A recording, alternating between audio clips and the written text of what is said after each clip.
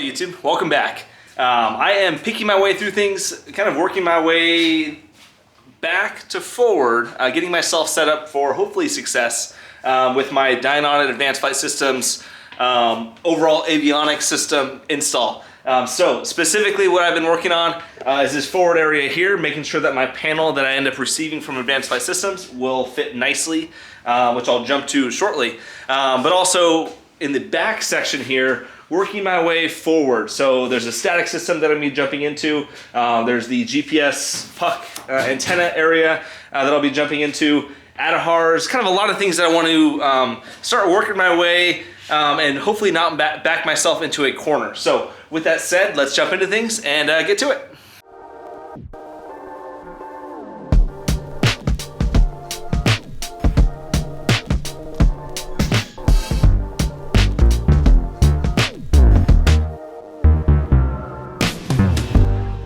So up front here, you'll notice I have my air vents installed. I did choose to paint them. I don't think you'll see them ever in the future, but I chose to paint the outside of it just to match the interior. I also did use Pro Seal to get them firmly held in there. I basically put Pro Seal, stacked a bunch of those neodymium, however the heck you say it, magnets, squeezing, kind of like a sandwich. I'll include some pictures somewhere here, but they came out looking really nice. You'll see I also did have this support bar in here. I'm not going to be using this. The panel that I'll receive from Advanced Flight Systems will take the place of this, but I did reach out to Kyle. I asked him where I should be installing these vents, if I should go off of the stock location and how far their panel droops down. He said go off of the stock location, it should be fine.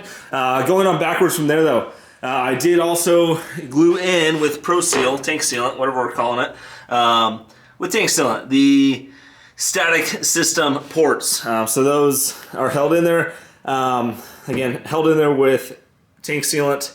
I did use Gorilla Tape on these when I was getting those to cure, just to keep it held securely in there. You'll see I also do have the very first 90-degree fitting already on there. I mainly did that because I didn't want to be applying any kind of a torque to those when I had only tank sealant holding it in there. I think a lot of people have mentioned that this is very sturdy, it works well. I just had a fear spinning something onto the back portion of this, popping that loose. Would that happen? Probably not. I tend to overcomplicate things.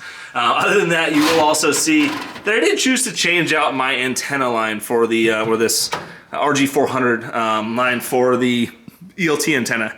The reason why I did that is the one that I had in here originally, the stock one, was just a little bit short. It was routed just like this. It went back, and then I had to make like an angled departure from pretty much this area here all the way up over there. And I didn't like the idea of a unsupported line dangling there at a corner. Would it have been fine? I have no clue. But just erring on the side of caution, I made my own line out of RG-400. It was not hard to do at all, and it was nice to learn how to do it. I did use the Stein Air video on YouTube to get it done. I'll include a link somewhere in the screen here, but I'm happy with how that turned out.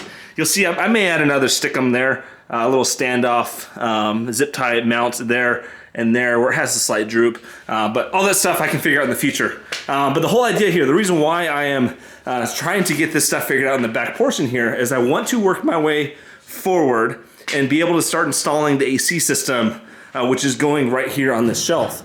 I know that once that is in there, it is going to get very, very hard to get back in there to do anything. So I'm kind of working my way forward. So kind of thinking ahead what I need to get in here. I started thinking about GPS pucks. I'm going to have, again, a Dynon Advanced Flight Systems panel. Their GPS puck, the Dynon GPS puck, sits right here. The GPS for the Avionics GPS Navigator that I plan to use will sit here. So I'll jump into real quick why I chose to do that, my thought process. So I know a lot of you who have installed these systems are probably freaking out right now saying, hey, you have that way too close to your ADAHRS unit. Yes, you are right. I did call up support at Advanced Flight Systems, chatted about my overall install and what I plan on doing. I wanted to keep this part here, this ADAHRS unit, in its stock location on this stock shelf that came from Vans. I know this will work, so I wanted to keep it there. I'm going to have, though, a big AC system fan blowing right here, right in front of this very sensitive piece of avionics equipment. Inside of that is a magnetometer, and it will, of course, have interference with this AC fan. So knowing that, and also knowing that I wanted to have this in its stock location, I've already committed to the fact that I'm going to need to have a remote magnetometer. I plan on installing that in the left wing inboard access panel. I saw on the forum someone else had great success with that, so that is my plan right now, is to have a remote magnetometer, which basically means that this no longer cares that it's going to have a spinny fan right in front of it. So knowing that, and also knowing this area is going to get very, very tight when I have the AC system in here and I have vents kind of poking out each side, I'm gonna have ducting, this whole area is gonna get tight as heck. I want to protect my, my GPS antenna lines. So I want to get those installed now, have them nice and tucked away, out of the way. That way there's no interference in the future with trying to get those run after getting the skin on. AC system bumping them. Anyways, my plan, and again, I did run this by support over at Advanced Flight Systems, is actually have it right behind it, because again, it doesn't care there's a big spinny fan thing here, and also won't care that I have hardware right behind it, and kind of breaking the rules of having things right near your ADAHRS unit, because again, I'm using the remote magnetometer. So I am happy with this location. The other thing that it's going to do, since I'm not going to be putting them up front here where a lot of other people do, is I'm going to kind of be preserving this area if I need to. Yes, it would be an absolute pain to get in here after the fact, but I could if I wanted to get an antenna on the top. Say I'm not happy with my 2 belly-mounted comm antennas. Say I have issues with reception on the ground, taxiing around. I could always I have free real estate up here if I want to cry and bleed and deal with that of getting in there, working around the AC system. I could always utilize this forward portion here of the top of the skin. The other option was to put a GPS shelf type of deal up front here underneath the front cowling, being that GPS antennas can see through the fiberglass cowling. People have done that. I did ask support that question over at Advanced. I forget who I spoke with, what his name was, but he mentioned that it is not a technically approved method. A lot of people do it, and they get away with it. They build a shelf there, and they just pack in all their GPS antennas on a small little shelf. Search on the interwebs. You can research it all you want. I did heavily consider it, but I think I'm back here now. I have this idea of working my way from the back forward. Let's knock it out now, get it done. I know they will be happy living up there. Also, you'll probably see me laying on these things at some point in the video. These foam pieces are fit and cut and made custom to fit around my J stiffeners that are on the bottom of the skin. That way I don't fold those over, bend them, whatever, but they sit nicely in here. And then, yeah, that's how I've gotten away with being able to lay in here. I've been in here multiple times already, and yeah, it works well. So with that said, I've talked way too much. Let's get to frickin' building.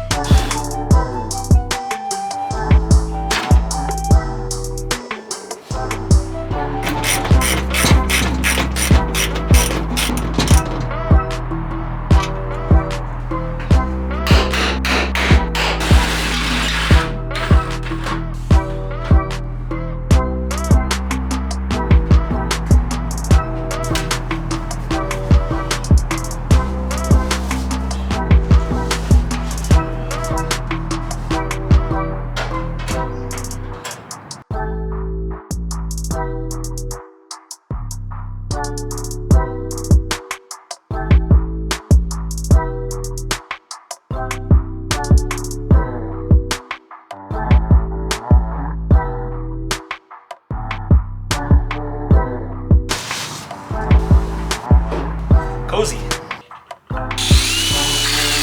So hopefully that worked.